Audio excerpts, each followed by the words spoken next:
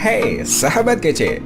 Dikutip dari Indosport.com, Greysia Poli, spesialis ganda putri bulu tangkis andalan Indonesia, pernah mengalami situasi terburuk di dalam karirnya terkait dengan servis. Hal ini rupanya menjadi perhatian Federasi Bulu Tangkis Dunia atau BWF.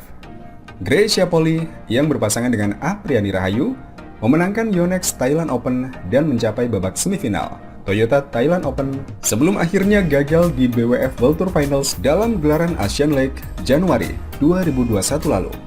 BWF melalui sebuah tulisan eksklusifnya menyoroti bahwa servis adalah salah satu elemen paling menonjol yang diperlihatkan Greysia Poli di sepanjang ketiga turnamen tersebut. Secara keseluruhan, Poli membuat lawan gelisah dengan variasi pada servisnya, baik itu forehand dan backhand.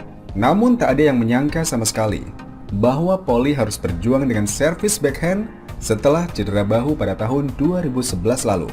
BWF yang mewawancarai Poli mengenai pilihan servisnya di lapangan menyoroti bagaimana sang pemain berhasil melalui pergeseran gaya servis dari backhand ke forehand hanya karena alasan yang aneh. Backhand itu adalah kebanggaan saya dulu. Saya pikir, kok sebagai pemain profesional, saya tidak bisa melakukan servis, ujar Poli. Greysia Poli awalnya mempertahankan gaya servis backhandnya di beberapa turnamen, namun hal ini justru berujung pada kesalahan-kesalahan yang kerap dia lakukan. Sampai akhirnya, pelatih memberitahu bahwa tidak peduli servis apapun yang dia gunakan, yang penting seberapa efektif itu. Saya sangat bodoh, kenang Poli, yang kini menjadi salah satu pebulu tangkis yang sering melakukan servis forehand di nomor ganda yang hampir punah. Ketidakmampuan Greysia Poli melakukan servis backhand sejatinya berawal dari cedera patah bahu pada tahun 2011 silam. Hal ini membuat dia frustasi sampai akhirnya dia mau menerima keadaan dan akhirnya beralih ke servis forehand sejak Malaysia Masters 2020.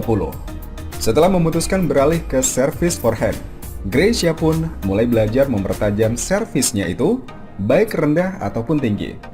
Itu, servis forehand tinggi tidak terlalu berisiko. Saya harus mempertajam servis saya, baik rendah ataupun tinggi. Saya harus merasa nyaman dulu sebelum mendapatkan poin. Jadi saya perlu melakukan apapun yang ingin saya lakukan dengan nyaman. Pelatih saya mengatakan kepada saya bahwa saya tidak perlu memikirkan apa yang orang lain atau lawan saya katakan. Saya hanya perlu memikirkan poinnya. Dan itu terbukti berkali-kali. Meski begitu, Greysia tidak serta-merta menganggap peralihannya dari gaya servis backhand ke forehand sudah berhasil karena itu masih dalam proses agar dia bisa melakukannya dengan lebih nyaman.